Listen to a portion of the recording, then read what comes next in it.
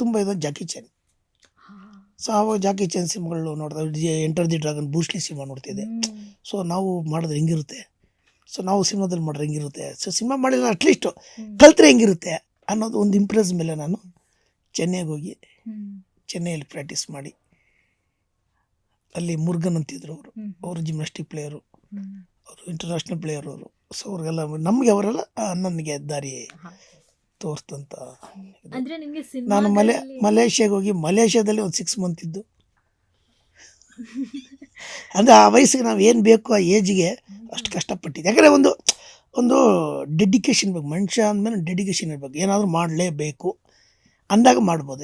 ಬಿಡು ಅಂದರೆ ಏನಾಗುತ್ತೆ ಅಂದರೆ ನೆಗ್ಲೆಕ್ಟ್, ಒಂಥರ ಒಂದು ಬಿಡ ನಾಳೆ ನೋಡ್ಕೊಳ್ಳೋಣ, ನಾನು ನಾಳೆ ನೋಡ್ಕೊಳ್ಳೋಣ, ಇವತ್ತಿನ ಕೆಲಸ ಈಗಲೇ ಆಗಬೇಕು, ಈಗ ಜಸ್ಟ್ ಆಗ್ಬಿಡ್ಬೇಕು. ಸೊ ಆ ಥರ ನಂದು ಒಂದು ಹಠ ಇತ್ತು, ಮಾಡಬೇಕು, ಕಲಿಬೇಕು ಅಂತಿದ್ದೆ, ಕಲ್ತಿದ್ದೆ. ಅಲ್ಲಿ ಜಿಮ್ನಾಸ್ಟಿಕ್ ಪ್ಲೇಯರಿಗೆ ಅಲ್ಲಿಂದ ನಾನು ಹೊರಡೆ ಬಂದು ಇಲ್ಲಿ ಕಂಟ್ರಿ ಸ್ಟೇಡಿಯಮಲ್ಲಿ ಪ್ರಾಕ್ಟೀಸ್ ಇರೋದು ನಮಗೆ. ಅಂದರೆ ಬೇರೆಯವರು ಪ್ರಾಕ್ಟೀಸ್ ಕೊಡ್ತಿದ್ವಿ. ನಂಜುಡಿ ನಾಗರಾಜ್ ಅಂತ ಮಾಸ್ಟರ್ ಇದ್ದರು, ಅವರು ಜಿಮ್ನಾಸ್ಟಿಕ್ ಪ್ಲೇಯರು. ಸೊ ಅವರು ಸ್ಟೇಟ್ ಇಲ್ಲೆಲ್ಲ ಇದು ಮಾಡಿದ್ರು. ನಾನು ಅಲ್ಲಿಂದ ಬಂದಾಗ ನನ್ನ ಅವ್ರು ತುಂಬ ನೋಡ್ತಿದ್ರು. ನಾನು ತುಂಬ ರಿಸ್ಕಿಗಳು ಮಾಡ್ತಿದ್ದೆ. ಅವ್ನು 4 ಹೊಡೆದ್ರೆ 8 ಹೊಡಿತಿದ್ದೆ, ಅವ್ನು ಡಬಲ್ ಹೊಡೆದ್ರೆ ನಾನು 3 ಹೊಡಿತಿದ್ದೆ. ಸೊ ಈ ಚಾಲೆಂಜ್ ಇತ್ತು ನಮ್ಮಲ್ಲಿ. ಅವನೇನಾದ್ರು ಇಲ್ಲಿಂದ ಕಂಟಿನ್ಯೂ ಬ್ಯಾಕ್ ಲಿಫ್ಟ್ ಹೊಡಿತಾನೆ ಅಂದರೆ ಒಂದು 10 ಹೊಡಿತಾನೆ ಅಂದರೆ ನಾನು 15 ಹೊಡಿತಿದ್ದೆ.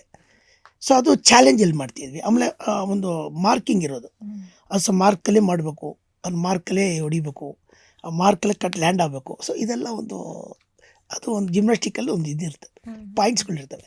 ಸೊ ಆ ಥರ ಮಾಡ್ತಿದ್ವಿ. ಸರ್, ಆ ಟೈಮಲ್ಲಿ ಜಿಮ್ನಾಸ್ಟಿಕ್ ಬಗ್ಗೆ ಜನರಿಗೆ ಎಷ್ಟು ಗೊತ್ತಿತ್ತು? ಕಮ್ಮಿನೇ, ಅಲ್ಲ ತುಂಬ ಕಡಿಮೆ.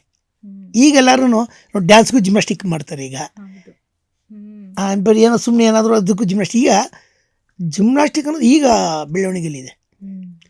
ಅವಾಗ ನಾವು ನ್ಯಾಚುರಲಾಗಿ ಮಾಡ್ತಾಯಿದ್ವಿ. ಸ್ಟಂಟ್ಗಳು ಮಾಡಬೇಕಾದಾಗ ಕೆಳಗೆ ಬೀಳ್ಬೇಕಾದ್ರೆ ಬೆಡ್ ಇರ್ತಾ ಇರಲಿಲ್ಲ, ನಾವೆಲ್ಲ ಮಾಡ್ತಿದ್ವಿ.